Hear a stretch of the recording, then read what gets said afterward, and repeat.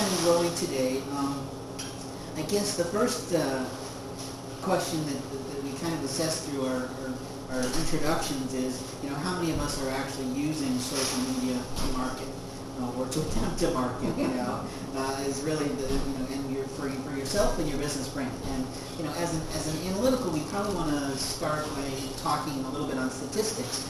More than 2.5 million websites have integrated with Facebook, including over 80 ComScore U.S. top 100 websites, and more than half of ComScore's global top 100. Broken down to the day by day, that's approximately 10,000 websites integrated with Facebook each day. Over half of the 25 fastest growing ComScore U.S. retail sites use Facebook. Media sites that adopt a like button average a greater than 300% increase in referral traffic from Facebook alone. And Facebook is kind of that major player of our major brands and obviously in social media. The professional typically responsible for ensuring these things happen is typically called a community manager, and they're responsible for kind of strategizing your social capital. And they're also responsible for managing what's being said about your company by other people or your organization by other people. Now, obviously for most of us, we are that community manager, or we're trying to figure out how to be that community manager. So the term social capital really obviously relates to the time that you're investing in these social media tools, either Facebook, Twitter, or LinkedIn, or other community-driven sites for conversational discussion, whether it's in your direct profession or industry, or maybe in other social groups that you just have a personal interest in. In this room, we have folks with an online social presence from ranging from 12 to 4,629 as of this morning. You're looking at the wrong person. She's not that side of the table.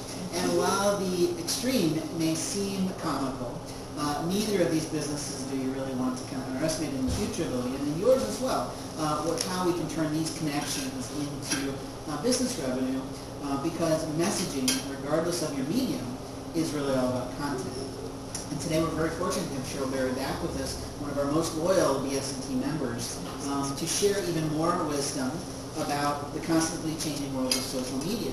It changes every single week, really. And so while she comes at community management from a not-for-profit point of view, this really only means that she has to work 2 to 3 times harder, if not more, than the rest of us to get followers for her mid-sized business organization, and the others, and she actually has to manage several of them. So that she has to represent. And her daily work in the field naturally means that she can offer us really essential insights into what could work more smoothly for the profit world with more specifically targeted audiences, which are a little bit possibly easier to track where that, who the members are.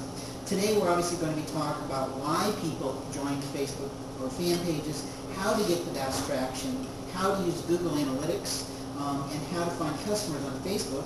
And we're going to offer some techniques on Twitter. We're obviously very glad to have Cheryl back with us again. Last time I talked about Facebook, we talked about whether or not you really wanted a page and the time involved that it would take.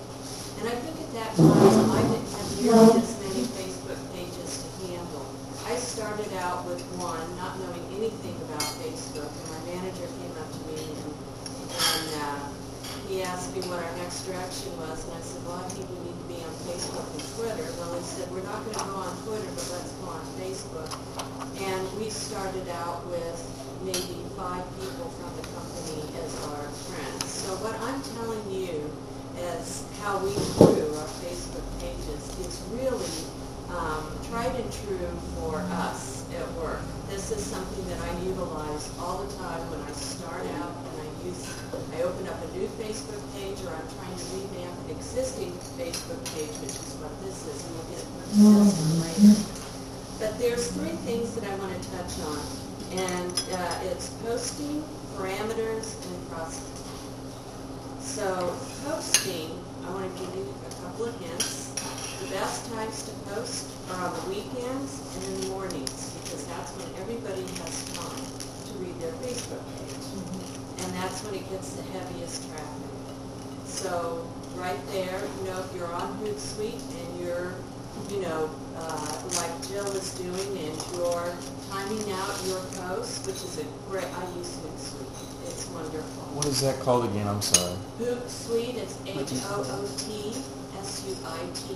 and it has an owl as its logo.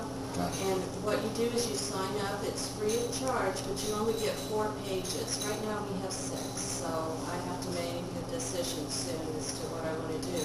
But you get 4 Facebook pages, and you can, what you can do is you can type in your post to all of those pages, and you can set times for those posts. And it's wonderful, and it's a free tool. I don't know if you get the analytics with that, but you can see. Analytics are very important on your Facebook page. I think it's Facebook only gets your like, analytics. yeah, I think it's only like $6. There's an extended package with Hootsuite that you can pay like $7 a month or something for. Yeah. I don't know what all that includes, but. Yeah. Now I'm ignorant. Are we going to get into analytics? Because I frankly don't even know what you're referring to there. Oh, I'm sorry. No. Okay, and you know what? Tell me that if I get too involved in, because my mind just goes, I'm so used to this, I think everybody is too, so. No. I am. Come on, Facebook for dummies, right? Okay. Scratch the analytics, that'll be for another session. Okay. Yeah, and we promised we'd have a pull-out on that. Yeah, So, when we were planning because this. that one is something to keep tabs of, but you know what, for right now, let me just stick to my notes. And Sure. I'll try not to wander off. The next thing is the parameters. I'm going to have to take my glasses off because I can't read this. All right, here's one really key thing. If you have a business and you have a personal page, keep them separate. Your personal page, that is for, these are what my kids are doing, this is what I did over the weekend, this is our vacation trips. Make a personal or a business page off of your personal account and keep those separate. And the reason is because when you start posting that, it's going out to your clients, they're not really going to care unless it's business and it's pertinent to them. That is what they want to hear. So make sure that you keep those 2 things separate. Post only the business items that you think people really want to read. And I went through this. We were just posting to just push out information. And I started noticing on our Inspire page that people were falling off. Now, not a lot, but we had like 90 people, 90 fans, and we had 3 fall off. And it was after a large post with the weather situation. And I realized people, they're gonna unsubscribe. They're gonna say, no, I don't want to get posts from this person anymore because I really don't care if you're, closing a store in Elmwood or, because of the weather. I just want to know about mental health. So that is something to keep in mind. Post only the information that they want to see. It's trial and error, and it's a very forgiving thing. You can post a lot of information, see what happens, people fall off. Trust me, you can build that back up. That's how you find out is by making those errors. So it's not a bad thing to do that. Yeah. Do you want us to ask questions as you go away? Yeah, sure. Well, you're talking about setting up a business page that's associated with your personal page. Yes. Do all of your friends from your personal page become friends with your business when that happens? I would. Or is it a separate list? It's a separate list. You can give them the option to, because they have to actually physically go to your fan page and like you. And so the fan page is the same as the business page? That's what they call a business page. Now it's actually called a like page. Yeah. They recently changed the name. Like, Yeah. I like fan page better. So do I. It goes off the building tongue that much easier. separately over here from your personal. Correct, and you can make it so they can't access your personal page. You know what I mean? You can set the security settings and the other settings, your account settings, so that it looks like 2 separate pages, but it's really, 2 separate accounts, but it's really not. It's just 2 separate pages in one account. Yeah. And then the other time, as far as frequency of posting on our post as much as every other day, or you can post once a week. There are times when I post every 2 weeks because there just isn't the information out there at that time for that particular page. But as long as you post it and you keep it current, you know, don't let a month pass or 3 weeks pass without doing something. And I'm going to tell you how to get some really good information. This is like, Is that just what you recommend for your business page, or your fan page? yeah, Or yeah. Your personal page is your own page. I'm not going to touch on that, but your Yeah. business page, yeah. once a week or Every other day or once a week. Okay. Now, if you do have something that is very important, like let's say there's a hot issue in your industry, and you know you can post 2 to 3 times a day if people are reading it. Just Like watch cakes on sale. Pardon? Like cakes on sale. Exactly. You know, I mean, it's Mother's Day is coming up. it's perfect to do things like that. And post your pictures or any videos or anything like that. If it's a hot issue, post it as many times as you want.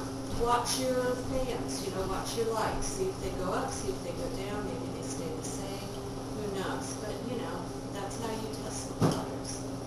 So, yeah, I would. So that is the parameters. As far as prospecting, and this is where really I did a lot of trial and error, because my manager told me I had to reach a certain number by a certain time, and talk about being scared. I was like, oh, okay. So I just went out there and I just started thinking, okay, what do I do with the website to promote that? So I kind of transferred that starting point over to Facebook. And here's what it is, it's prospecting. First of all, first and foremost, use Google Analytics to find the information that your fans will want to know about. If you don't know how to set up Google Analytics, I can tell you in an email or after the meeting. I'm not going to go into that right now. But you can get alerts from Google that says, hey, this, you know, trade magazine or this blog over here has mentioned the words that you put in your Google alerts, and here's the link to it. And it's absolutely fantastic because you can get some really quality information. What you need to know is what your keywords are. So whatever you think your fans are going to want to use to find you, if there's industry terms, if there's a hot topic, you want to set up a separate alert for all of that. And trust me, you're going to get a lot of alerts. You know, it will take time. I understand that. But in the end, this is a great way to push out information because you can filter through all of that, click on it. If an alert that you've signed up for doesn't work and you're like, gosh, I really don't need that anymore, you can delete it. It's a wonderful way to really push out that information. And as you push out that information onto your Facebook page, believe it or not, people will start finding you. And I'm going to use this one as an example in just a minute. So we'll get to that. But Google alerts, that's what you want to do. You want to make sure in your email signatures, on your business card, on your letterhead, any information that you push out, that you have your Facebook link on there. You want your website link on there. You want anything on there that lets them know I can find you any way I want to find you, because that's basically what it is today. They may not want your phone number. They just may want a website, or they may want a Facebook page, or they may want, you know, just a Twitter account. Any way they can find you needs to be on all your correspondence. And don't be afraid when you start networking to tell people, hey, you know what, I've got a Facebook page, a lot of great information on there. So, you know, word of mouth, that's a really good way to do that. Ask people to like your page. If you're redoing your business cards or if you're ordering more, put your Facebook link on there with the Facebook icon, and I can send that to anybody that wants it. And underneath, say, like us on Facebook. You'd be surprised when people will do that. You know, every little bit helps. And every piece of word of mouth that goes out is a great thing, so it all works. The other thing is Google Analytics, and here I just said I wasn't going to talk about analytics.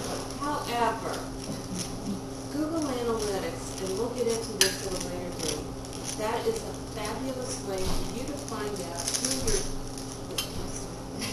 who your fan base is, who they are, where they're from, what pages they're landing on, and a host of other information. And it will tell you that day by day. It's absolutely free. You just need to know how to. It's a ton of information. I'm not kidding you. They give you a ton of information. But my point is on this, you can also use Google Analytics for your Facebook page. If you set up a website on your Facebook page, like what